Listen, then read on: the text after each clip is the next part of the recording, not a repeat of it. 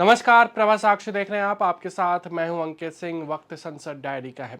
संसद के मानसून सत्र के पहले दिन सोमवार को केंद्र और विपक्ष के बीच तीखी नोकझोंक देखने को मिली। विपक्षी सांसदों ने ऑपरेशन सिंदूर को लेकर अमेरिकी राष्ट्रपति डोनाल्ड ट्रंप के दावों पर चर्चा की मांग की। दिन भर की कार्यवाही में तीखी नारेबाजी और बहस लगातार हमें देखने को मिली। निचले सदन की कार्यवाही 1 घंटे के भीतर 2 बार स्थगित करनी पड़ी, जबकि राज्यसभा में कांग्रेस अध्यक्ष मल्लिकार्जुन खड़गे और भाजपा अध्यक्ष जेपी नड्डा के बीच वार पलटवार का दौर भी देखने को मिला। लोकसभा में राजनाथ सिंह और राज्यसभा में जेपी नड्डा ने साफ तौर पर कहा है कि सरकार हर मुद्दे पर चर्चा को तैयार है। बावजूद इसके सदन के दोनों सदनों में नारेबाजी जारी रही। वहीं लोकसभा में विपक्ष के नेता ने सत्तारूढ़ पार्टी पर संसद में उन्हें नहीं बोलने देने का आरोप लगाया। भ्रष्टाचार के आरोपों से घिरे न्यायाधीश यशवंत वर्मा को हटाने के प्रस्ताव से संबंधित नोटिस सोमवार को लोकसभा और राज्यसभा में दिए गए। अब लोकसभा की कार्यवाही। विपक्षी सदस्यों के हंगामे के कारण सोमवार को लोकसभा की कार्यवाही 3 बार के स्थगन के बाद दिन भर के लिए स्थगित कर दी गई। सदन में विपक्षी दलों के सदस्यों ने पहलगाम आतंकी हमले, अमेरिकी राष्ट्रपति डोनाल्ड ट्रंप के मध्यस्थता संबंधी दावों और बिहार में मतदाता सूची के विशेष गहन पुनरीक्षण की कवायद समेत अन्य विषयों पर चर्चा की मांग करते हुए हंगामा किया। भ्रष्टाचार के आरोपों में घिरे न्यायाधीश यशवंत वर्मा को हटाने के प्रस्ताव से संबंधित नोटिस सोमवार को लोकसभा और राज्यसभा में दिए गए। लोकसभा अध्यक्ष ओम बिरला को सौंपे गए नोटिस में नेता प्रतिपक्ष राहुल गांधी, भारतीय जनता पार्टी के वरिष्ठ नेता रविशंकर प्रसाद, अनुराग ठाकुर समेत कुल 145 सदस्यों ने हस्ताक्षर किए हैं। निचले सदन में अनुच्छेद 124, 217 और 218 के तहत नोटिस दिए गए हैं। लोकसभा अध्यक्ष ओम बिरला ने सोमवार को सदन में हंगामा कर रहे विपक्षी सदस्यों को चेतावनी भरे लहजे में कहा कि यदि उन्हें नारेबाजी करनी है तो वे इस सदन के बाहर चले जाएं, क्योंकि सदन के भीतर ऐसा करना उचित नहीं है।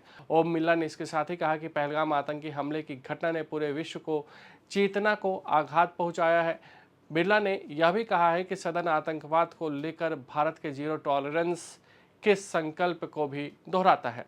राज्यसभा में सोमवार को पोत परिवहन क्षेत्र से संबंधित वाहन पत्र विधेयक 2025 को पारित कर दिया गया, जिसमें अंग्रेजों के ज़माने के मूल कानून के स्थान पर नया कानून बनाए जाने का प्रावधान है।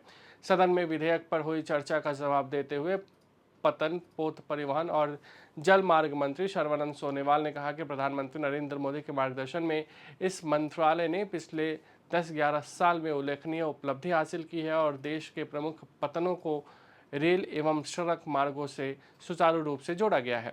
राज्यसभा के सभापति जगदीप धनखड़ ने सोमवार को सदन को सूचित किया कि आम आदमी पार्टी के संजीव अरोड़ा ने सदन की सदस्यता से इस्तीफा दे दिया है, जिसे स्वीकार कर लिया गया है। सदन के मानसून सत्र के पहले दिन सोमवार को सभापति ने सदन में अरोड़ा के इस्तीफे के बारे में अवगत कराया। नागर विमानन मंत्री के राम मोहन नायडू ने सोमवार को राज्यसभा में कहा कि अहमदाबाद में पिछले महीने हुई एयर इंडिया विमान दुर्घटना की जांच कर रहा वायुयान दुर्घटना जांच ब्यूरो पूरी तरह निष्पक्ष एजेंसी है और वह तय नियमों के तहत विस्तृत और ठोस जांच कर रहा है।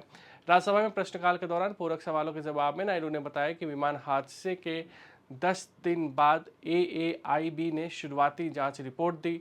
उन्होंने बताया कि जांच प्रक्रिया अंतर्राष्ट्रीय मानकों के अनुसार चल रही है।